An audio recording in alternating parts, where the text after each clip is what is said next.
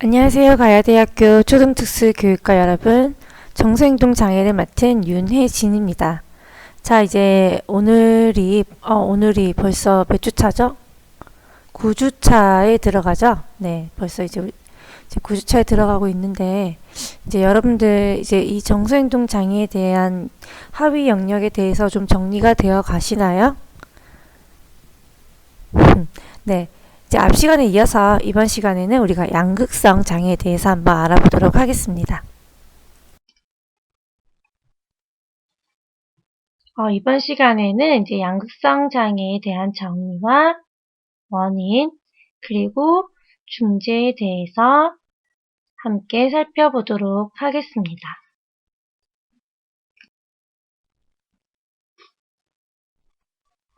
태희는 고등학교 1학년 여학생인데요. 이제 중학교 3학년 때부터 시험 성적이 좀 떨어지기 시작하자 자신이 아무리 더 열심히 해도 이제 성적이 오르지 않을 것 같은 불안감이 들고 또 다른 사람이 인정해주지 않을 것 같아 걱정이 많이 늘어가고 있습니다. 이제 다음 시험이 이제 다가오는데, 이제 뭐, 모든 부분에 재미가 없고, 우울한 기분이 들고, 또 자신은 대학도 못 갈 것 같고, 그러다 보니까 공부에 대한 압박감 때문에 죽고 싶은 생각도 들고, 또 잠을 자는 시간이 많아졌어요. 그리고 태희는 이제 가족과 이야기하기를 귀찮아하고 계속해서 혼자 있으려고 합니다. 이러한 증상은 이제 2개월에서 3개월이 지나면서 차츰 호전이 되었는데요. 그런데 이제 친한 친구들과 헤어져서 이제 집에서 멀리 떨어진 고등학교에 진학한 이후에 이제 학교 생활이 힘들고 이제 자신이 더욱 없어진 거예요. 고등학교 1학년이 된 지 얼마 안 되는, 뭐 한 달쯤 지나는 시점에, 잠을 자지 않더라도 이제 뭐 피곤하지 않고 기분이 좋고 또 자신감이 넘치고 큰 깨달음을 얻었더라고. 이제 자신의 뭐 SNS에 이제 글을 올리기도 합니다. 말도 점점 많아지고 집에서 이제 뭐 엄마에게 뭐 이야기를 하기도 하고 듣기도 하고 이제 뭐 계속 들뜬 기분으로 끊임없이 이야기를 하느라 잠을 자지 않는 행동이 지속되었어요. 여기서 태희가 가지고 있는 장애가 어떤 걸까요? 네, 바로 우리 오늘 배울 양극성 장애입니다.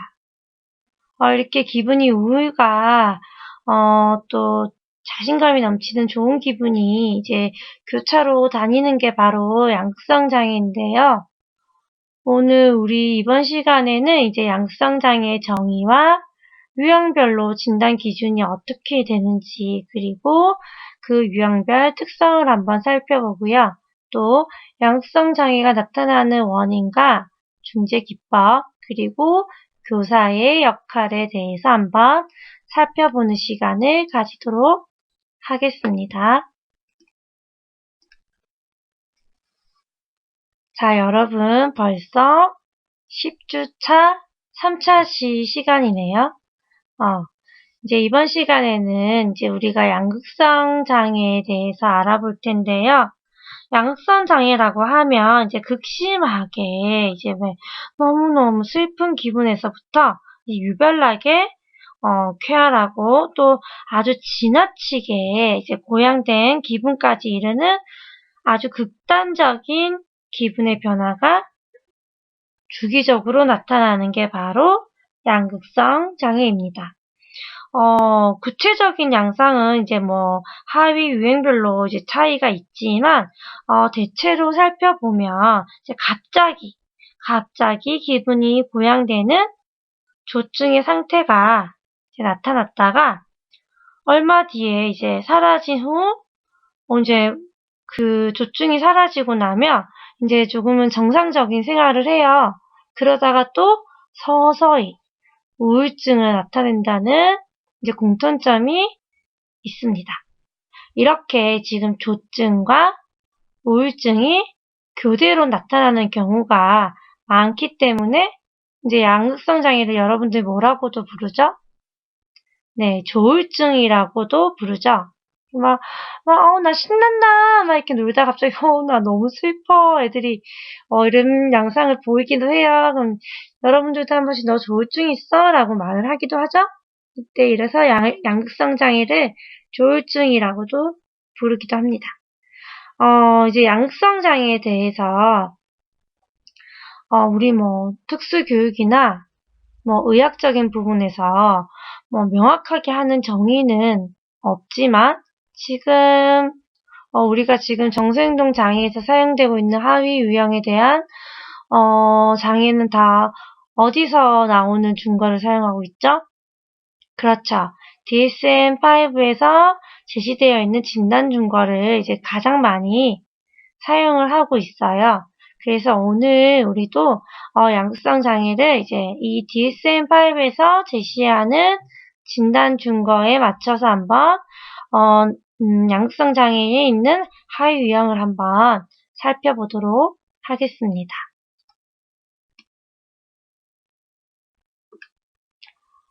양극성 장애는 이제 제1형 양극성 장애와 제2형 양극성 장애, 그리고 순환 감정 장애로 나누어서 살펴볼 수가 있습니다. 이 부분은 이제 제가 마음대로 나눈 게 아니고, 이제 양극성 장애를 DSM-5에서 이렇게 나눠 놨고요. 이 1형 양극성 장애와 2형 양극성 장애, 이제 순환 감정 장애에 대해서 이제 세부적인 우리가 이제 진단 준거를 한번 살펴보도록 할게요.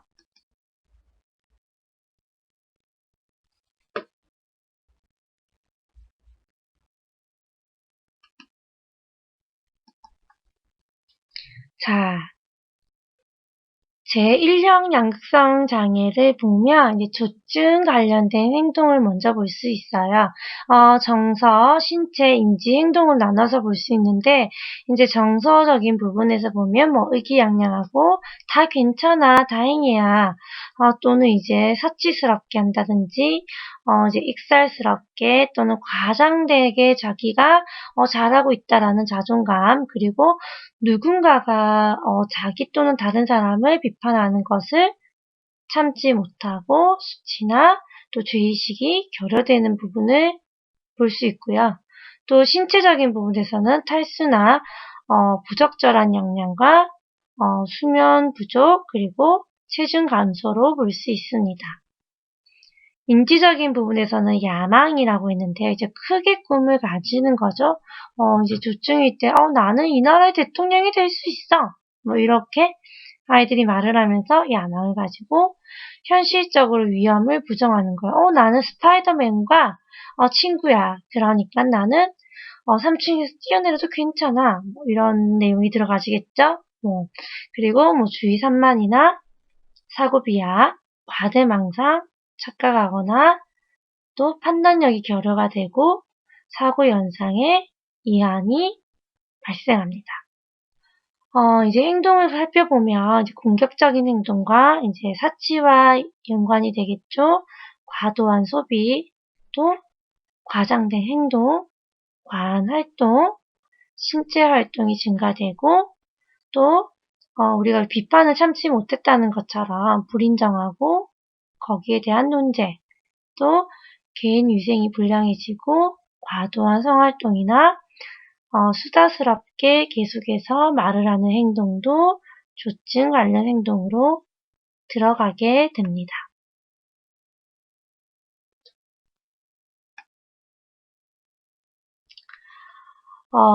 양극성 일장에는 이제 최소한 한 번의 조증 사파가 지금 우리 표에 나타나 있는 이런 조증 진단 기준 A, B, C, D에 부합을 하면서 이제 이 주요 우울 장애를 경험한 것이 이제 필수적인 조건으로 되는 겁니다.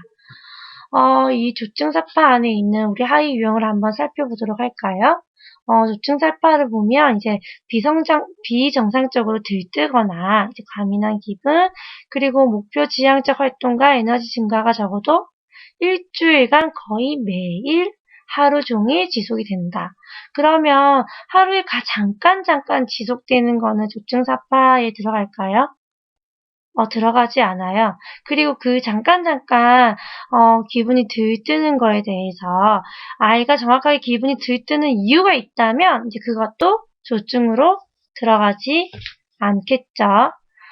그 비를 살펴보면 이제 3가지 이상의 평소 모습에 비해 뚜렷하고 분명한 변화가 나타난다. 이제 1에서 7까지 있어요. 뭐 자존감, 자신감, 수면 욕구 감소. 그러니까 이렇게 지금 조증이 심한 애들은 난 잠을 자지 않아도 굉장히 에너지가 넘치고 나는 더욱더 많은 생활을 할 수 있고 자지 않는 시간을 통해서 나는 아주 많은 일을 하기 때문에 나는 괜찮아 라고 표현해요. 네, 정말 그 아이를 살펴보면 잠을 자지 않고 또 다른 활동을 하지만 그 활동이 온전하게 이루어지지는 않다는 것을 여러분들이 알고 있어야 돼요. 잠을 자지 않고 내가 굉장히 집중해서 무슨 일을 했는데 그게 아주 정확하게 정밀하게 잘 이루어진다. 그러면 또 조증사파와는 조금 다른 부분이에요. 그래서 그런 부분도 여러분들이 한번 체크를 해봐야 돼요. 그리고 평소보다 이제 말이 많아지고 계속해서 말을 하는 거예요. 근데 이 말이 많아지고 계속 말을 하는 것은 이제 상대방에게 상대방과 상호작용적인 의사소통을 위해서 말이 많아지는 게 아니라 그냥 일반적인 내가 하고 싶은 말을 상대방의 의견과 상관없이 그리고 내가 처해져 있는 상황과 상관없이 내가 원하는 말을 계속해서 하는 거예요. 또 사고의 비약 또는 사고가 연달아 일어나는 이제 주관적인 경험, 또 주의 산만하고 그런 모습이 이제 계속해서 보여지는 것.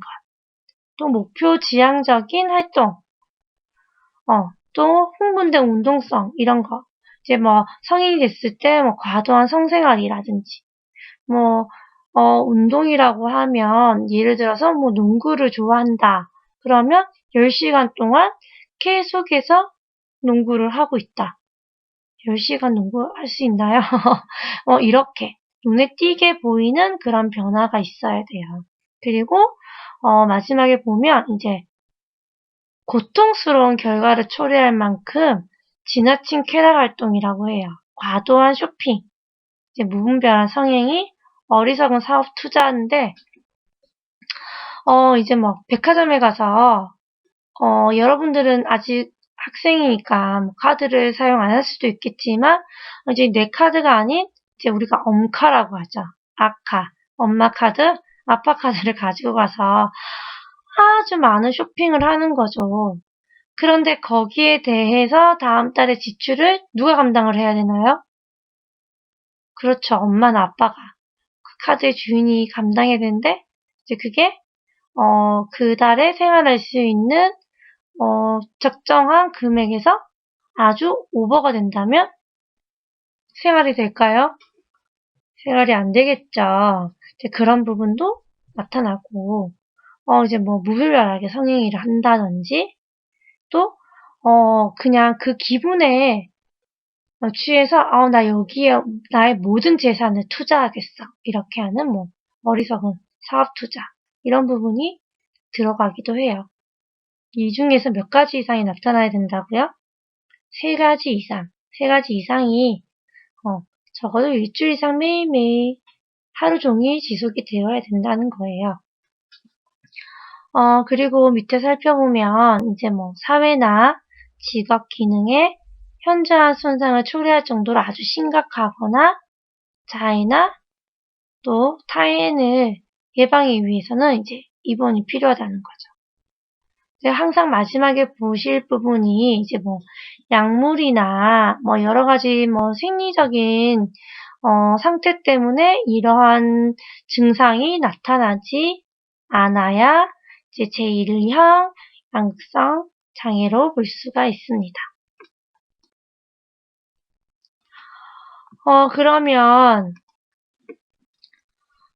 위에는 이제 제1형이라고 되어 있는데 이제 우리가 그 제2형 이제 양극성 장애는 이제 최소한 한 번 이상 발생하는 지금 밑에 나와 있는 이제 이런 경족증 사파가 이제 사파에 이렇게 지금 나와 있죠? 이 부분에 제시된 이제 우리가 경조증 진단 기준 중에서 뭐 ASF에 이제 부합을 하고 이것도 뭐 최소한 한 번 이상 발생을 하면서 이제 주요 우울장애를 진단을 받는데 이제 그 주요 우울장애 진단 기준을 우리가 앞에 봤던 A에서 C에 이제 부합을 하면서 이제 이 조증사파를 경험한 적이 없어야 되는 겁니다. 그렇다면 여러분 다시 한번 여기 밑에 있는 이제 경조증 사파를 한번 살펴볼까요? 여기 보면 이제 뭐 비정상적으로 들뜨거나 뭐 과민한 기분 그리고 목표 지향적 활동과 에너지 증가가 적어도 4일 연속 일주일에 4일이죠? 4일로 줄었죠? 이거 경조증이에요. 지속이 되고 또 B에 보면 이 7가지 중에서 3가지 이상의 변화가 있어요. 이런 부분도 앞에 우리가 봤던 조증 사파와 내용이 같죠? 그리고 또 이제 밑에 보면 사파는 증상이 없을 때의 개인적인 특성과 명백히 다른 기능의 변화를 동반한다는 거. 그리고 객관적으로 관찰이 가능해야 된다는 거. 또 이거는 이제 입원이 필요할 정도로 심각하지는 않다는 거. 만약에 심각하다면 어떻게 될까요? 조증 사파가 되겠죠? 그렇죠? 그리고 이제 마지막으로 저희가 봐야 되는 게 이제 약물 남용이나 치료 약물이 기인하지 않아야 된다는 겁니다.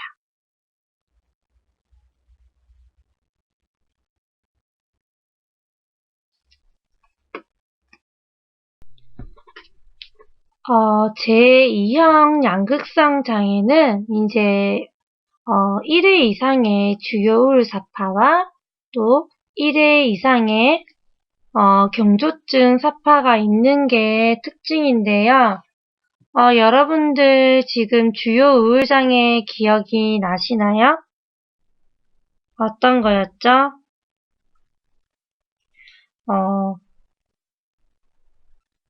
하루 대부분 이제 우울한 기분이 드러난다.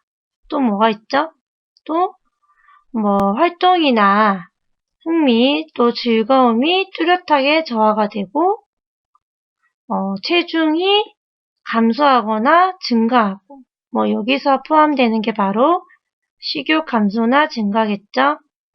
그리고 매일 나타나는 뭐 불면이나 과다 수면 또 정신 운동성 초조나 지체 또 뭐가 있죠? 피로나 활력 상실 또 매일이 무가치함 또는 부적절한 죄책감 그리고 집중력 감소 반복되는 죽음에 대한 생각 이런 부분이 우리 주요 우울장애에 있었죠. 이런 부분이 최소 2주 이상 지속이 되고 또 앞서서 제가 설명을 드렸던 경족증 사파 기분이 이제 과하게 좋아지는 수면에 대한 욕구 감소나 말이 많아지고 주의 산만하고 이런 사파가 또 4일 동안 지속이 되는 게 바로 제2형 양극성 장애입니다. 제2형 양극성 장애를 이제 우리가 살펴볼 때 가장 포커스를 맞춰서 봐야 되는 부분이 바로 마지막에 보면 이제 1형 양극성 장애보다 많이 만성적이기 때문에 이제 조증보다는 우울사파 기간이 길어요. 그래서 이제 더 심각하게 생각할 수 있고 또 이로 인해서 자살의 위험성도 높다는 겁니다. 우리 책에는 나와 있지 않지만, 보통 양극성 장애를 우리가 배울 때에 자살을 함께 이제 배우는 경우가 되게 많아요. 이게 양극성 장애를 가진 사람들이 자살률이 아주 높아요. 다른 정서행동 장애보다. 이게 극단적으로 이제 기분이 이제 오고 가면서 이제 여기서 발생하는 자살의 위험성이 되게 높습니다. 그래서 우리가 이 우울장애가 이제 자살의 가장 중요한 위험 요인으로 봐요. 제가 이 강의를 할 때 갑자기 그때 연예인 누가 설리였나? 누구였지? 자살을 했다. 수업 시간에 갑자기 교수님, 누가 자살했어? 이렇게 얘기해서, 아니야, 걔는 자살할 애가 아니야. 이랬는데, 수업이 끝나고 보니까 그게 맞더라고요. 이렇듯 이제 화려하게 보여주는 이제 그런 연예인들의 화려한 생활 속에 숨겨진 아주 만성적인 우울 사파 기간이 일반인들보다 연예인들이 길 수가 있다는 거죠. 이제 그로 인해서 이제 자살을 생각하는 빈도도 높아질 수가 있다는 겁니다. 근데 사실 우리가 이제 우울장애랑 자살을 함께 본다? 그거는 잘못된 거예요. 우울장애와 자살은 이제 다른 부분이지만, 이제 위험한 요인에 들어가 있다는 거죠. 이제 우울장애가 자살에 필요한 조건도 아니고, 필요 조건 또는 또 뭐죠? 충분 조건도 아닌데, 이제 아무래도 일반적인 사람보다는 감정의 변화에 아주 민감하게 반응을 하다 보니까 이제 이렇게 자살과 우울장애를 좀 많이 연관해서 살펴보는 부분도 있습니다. 자살에 대해서는 제가 이제 다음 시간에 이제 여러분들이 궁금해 한다면 저에게 연락을 주세요. 그럼 제가 다음 시간에 이 부분을 따로 이제 파트를 이제 제가 좀 다뤄서 여러분들에게 이제 전달을 하도록 하겠습니다. 일단은 이제 우리 제2형 양극성 장애가 우울 사파 기간이 길다. 그렇기 때문에 자살 위험성도 조금 더 높다라는 것을 알고 한번 넘어가 보겠습니다. 이제 세 번째로 순환 감정 장애인데요. 이걸 순환 기질 장애라고도 해요. 이제 순환 감정 장애는 이제 최소한 2년, 이제 아동이나 청소년은 1년 12개월이에요. 이제 2년 중에서 반 이상의 기간 동안 이제 경조증의 진단 기준에 부합하지 않는 경조증의 증상들과 또 주요 우울장애의 진단 기준에 또 부합하지 않는 또 우울장애 증상들을 여러 번 나타내야 하는 겁니다. 여기서 여러분들이 기억해야 되는 거는 이제 경조증의 진단 기준에 부합되지 않는 경조증 증상이에요. 이제 그런 증상이 우울증에 부합하지 않는 우울장애 증상이 한 번에 적어도 2개월 이상, 또 경조증과 우울장애 증상을 나타내지 않는 기간이 없다는 거죠. 그 부분을 여러분들이 이제 포커스를 맞춰서 순환 감정 장애의 진단 기준을 살펴볼 수 있습니다. 여기서 우리가 이제 양극성 1장애, 양극성 2장애, 이제 순환 감정 장애 이런 부분을 이제 DSM-5를 통해서 이제 진단하기 위해서 이제 여러 가지 이제 그 진단 기준을 보고 있어요. 근데 이제 이렇게 우리가 이 양극성 장애를 진단하기 위해서는 이제 이 각각의 이제 이 나타나는 이 증상이 우리가 알고 있는 정신분열이라든지 망상이라든지 정신분열 스펙트럼에 있는 그런 정신장애로는 설명이 되지 않아야 된다는 것을 여러분들이 기억을 해야 됩니다.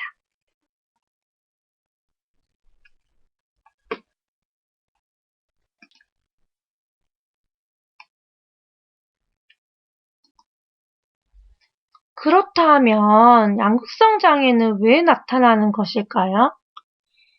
이제 우리가 유전적인 요인과 신경생물학적인 요인, 그리고 뭐 심리적인 요인, 인지적인 요인으로 한번 나눠서 살펴볼 수 있는데요. 여기서 이제 우리가 이제 양극성 장애가 나타나는 이제 원인은 이제 우리가 정서행동 장애에서 뭐 여러 가지 지금 저희가 장애를 보면서 나타나는 것처럼 한 가지의 위험 요소로는 이제 발생하는 경우가 있나요? 이제 없죠. 이제 여러분들이 이제 여기까지 이제 수업을 진행했다면 이제 이런 정서행동 장애가 뭐 하나의 요인으로는 발생하기가 어렵다라는 것을 이제 알고 있을 텐데요. 이제 양극성 장애도 똑같아요. 이제 그럼에도 지금 사실 양극성 장애가 아직 정보가 많이 없는 상황이에요. 뭐 우울이나 ADHD나 여러 가지 우리 품행장애나 반항장애나 이런 부분은 좀 연구가 활발히 되고 있는데 아직까지 이제 아동이나 청소년에 대한 양극성 장애가 아직 연구가 많이 되어 있지 않아서 우리가 이 양극성 장애의 원인에 대해서도 이제 아주 깊게 밝혀진 원인을 찾기가 어려운 상황입니다. 그래도 일단 우리가 성인기에 이제 연구되어져 있는 요인을 한번 같이 살펴보면 이제 첫 번째로 나오는 게 바로 유전적인 요인이겠죠? 이제 유전적으로 양극성 장애를 가진 부모 밑에서 또 양극성 장애를 가진 아동이 날 확률이 높다라고 하는데 이제 이렇게 말하는 유전적 요인은 이제 적어도 사춘기 이전에 이제 발병한 경우에 조금 더 포커스를 맞춰서 이제 볼 수가 있고요. 또 이게 여러 가지 연구를 통해서 보면 이제 그 양극성 장애를 가진 부모의 뭐 구조적인 뇌 구조나 뭐 뇌의 뭐 기능적인 부분을 뭐 영상을 통해서 뭐 MRI죠. 이런 CT나 이런 걸로 살펴보았을 때 이제 그 양극성 장애를 가진 아동이나 청소년도 이제 비슷한 그런 뇌 영상을 가지고 있다라는 보고도 이제 있어요. 이제 그래서 뭐 유전적인 요인이나 신경 생물학적 원인을 이제 여기서 볼 수가 있고 심리적인 위험 요인은 사실 아직 알려진 게 거의 없어요. 네. 그래서 이거는 이제 우리가 아직까지는 이제 생물학적인 위험 요인에 이제 포커스를 좀 많이 두고 있는데, 이제, 우리가 이제 이 양성 장애를 가지고 있는 아동이나 청소년들의 이제 주변에 있는 그런 관계, 사회적인 관계나 뭐 가정이나 뭐 학교에서 여러 가지 생활을 이제 뭐 이제 조사를 해봤을 때 이제 뭐 아무래도 생물학적인 변인도 영향이 있겠지만 이제 심리적인 요인에서도 이제 양성 장애가 이제 좀 더 뭐 발생하는데 큰 영향을 더 크게 발생하는데 큰 영향을 미치고 있다라는 요인은 있지만 아직까지 이런 부분에 있어가지고 이제 명확하게 밝혀진 게 없기 때문에 사실 이 양극성 장애는 앞으로 아주 많은 연구가 필요한 장애 영역 중 이제 하나입니다.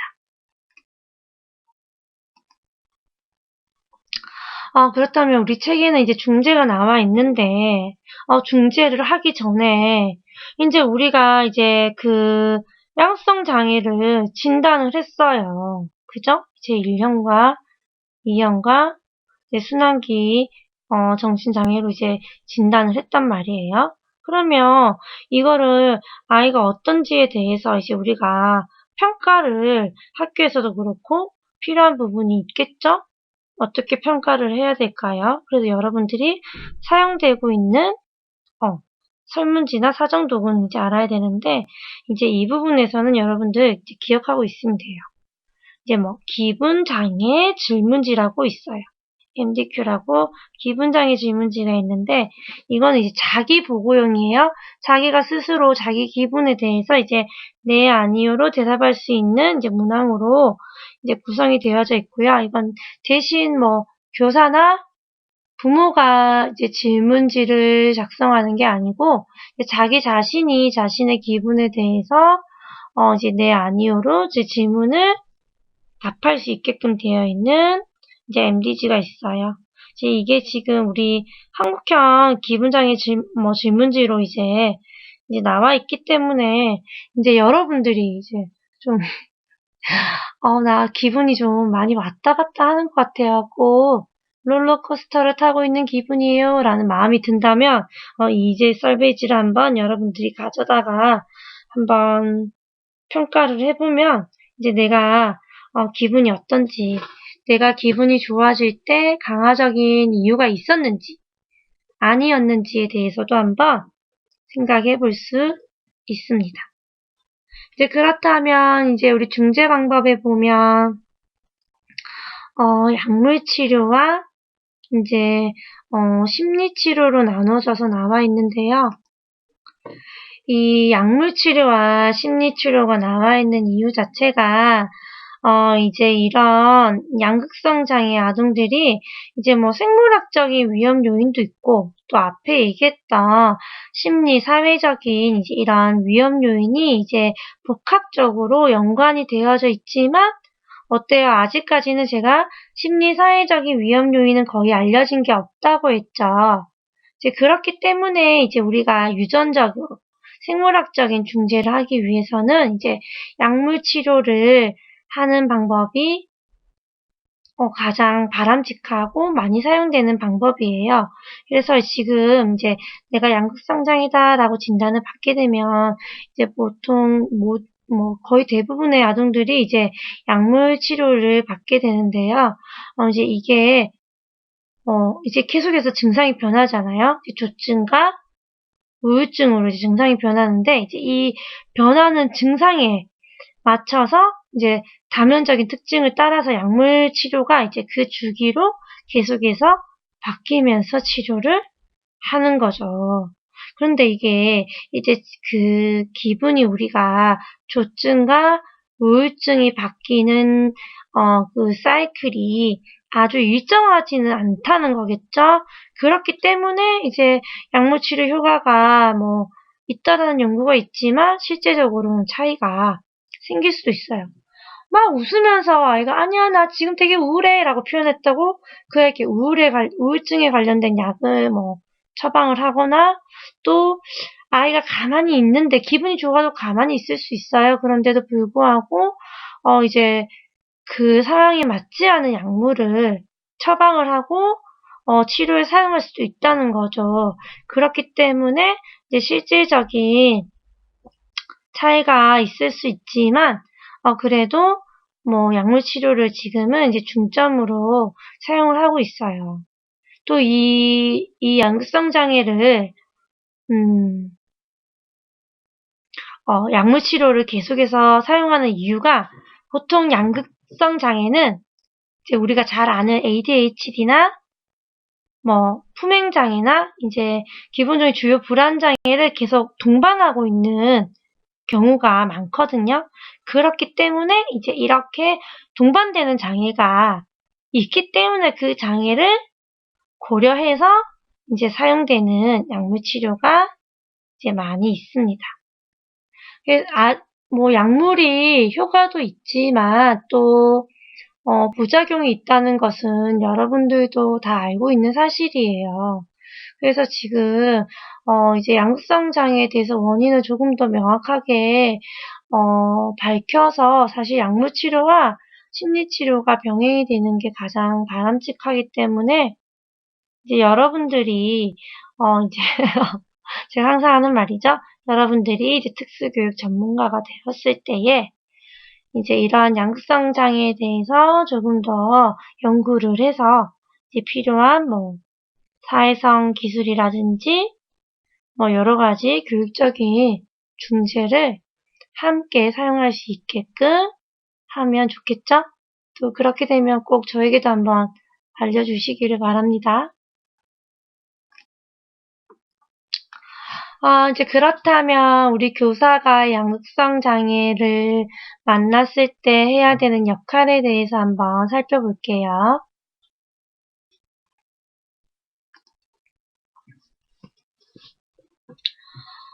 제가 이번 주차는 이제 양이 좀 많아서 제가 조증인가요? 조금 제가 목소리 톤도 좀 올라가고 말을 굉장히 좀 빠르게 한 것 같아요.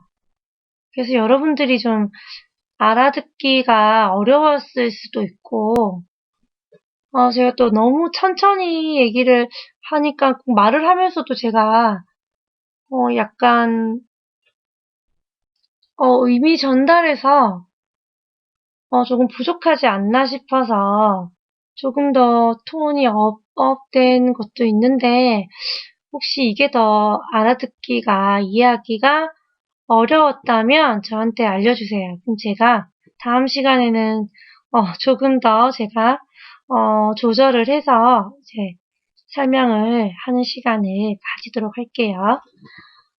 양극성 장애 아동들이 이제 조증일 때 이제 매우 수다스럽고 그 상황에 맞지 않는 말을 많이 하는 경우가 많아요. 이제 그렇기 때문에 이제 그렇게 아이가 조증일 경우에 하는 질문에는 아주 간결하고 사실적인 답변을 해서 말을 끊어 주어야지만 아동이 이해할 수가 있고 이제 흐름을 잡을 수가 있습니다. 그리고 지금 양극성 장애 아동 같은 경우에는 이제 조증과 우울증이 계속해서 교차가 되기 때문에 자기 스스로 뭐 의사소통이나 활동을 할 수 있는 그런 조절 능력이 많이 부족해요. 그래서 이런 자기조절 능력을 이제 증진시켜 주기 위해서 이제 교사가 해야 될 역할이 아주 중요하다는 거죠. 그래서 이제 교사는 이제 그 아동들에게 자기 스스로 행동에 대해서 이제 살펴볼 수가 있고 또 우울하고 이럴 때도 그 아동에게 긍정적인 면이 아주 많다는 것을 알려줄 수가 있어야 합니다. 그리고 세 번째로 보면 이제 학생들의 생각과 행동을 통제를 해야 된다고 했는데 이거는 뭐 이거 하지 마, 이거 해 이런 통제가 아니고요. 끊임없이 펼쳐지는 우울과 또는 끊임없이 펼쳐지는 과대한 생각을 이제 어느 정도 커트를 해줘야 된다는 얘기예요. 끊임없이 얘가 우울하고 난 죽을 것 같고 너무 힘들어요 라고 할 때는 이거는 여기가 힘들지 그 다음은 뭐 힘들지가 않아 이렇게 아이들에게 그 생각에 대해서도 이제 조절할 수 있는 방법을 알려줄 수가 있고 또 아이가 우울증에 있을 때에도 이제 그 아이가 참여할 수 있는 만큼의 목표를 정하고 행동에 참여할 수 있도록 이제 도움을 줘야 됩니다. 그리고 이제 조증일 때는 말을 굉장히 많이 하거든요. 이제 그럴 때는 이제 말을 줄일 수 있게끔 내 표현을 간결하게 할 수 있게끔 이제 알려주는 게 필요하겠죠. 이제 그때 제일 중요한 거는 너 말이 많으니까 너무 말하지 마. 이렇게 뭐 아동에 대해 부정한다든지 이런 게 있지 않고 굉장히 너의 생각을 많이 표현하고 싶겠지만 우리 오늘은 한 가지로만 표현해보자. 이렇게 감정을 긍정적으로 받아서 아이가 조절할 수 있게끔 도움을 줘야 돼요. 그러면 지금 제가 말씀드린 것처럼 교사가 먼저 시범 볼 수가 있어요. 선생님은 너와 대화를 해서 지금 기분이 굉장히 좋아. 하나만.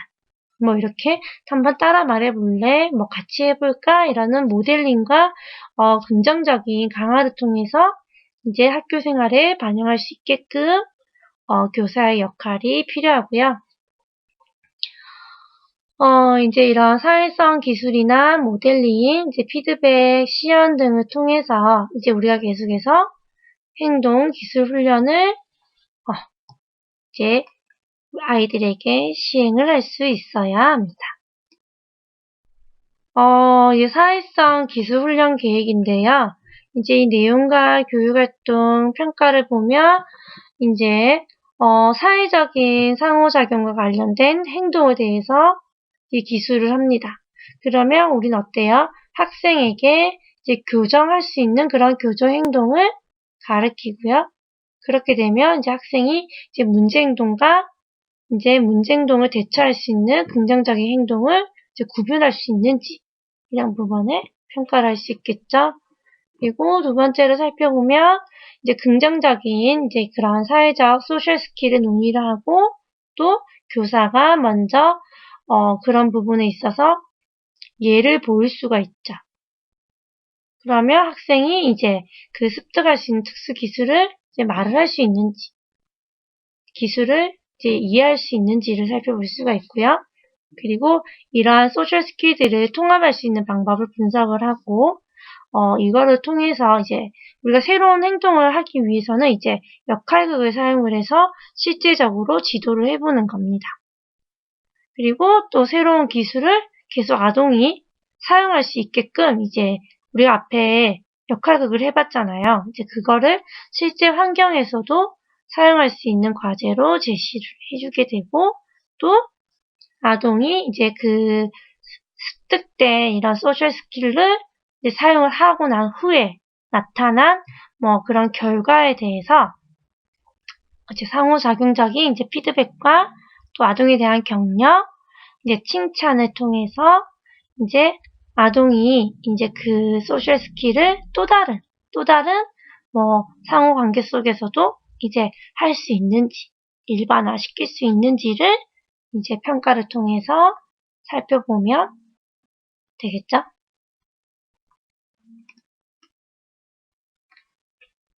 자, 이번 시간 우리가 양극성 장애에 대해서 한번 살펴보았는데요. 여러분들 양극성 장애를 살펴보면서 앞서 했었던 우울장애도 한번 되짚어보는 시간을 가졌나요? 네, 그러면 이번 시간은 여기서 마치도록 하겠습니다. 감사합니다.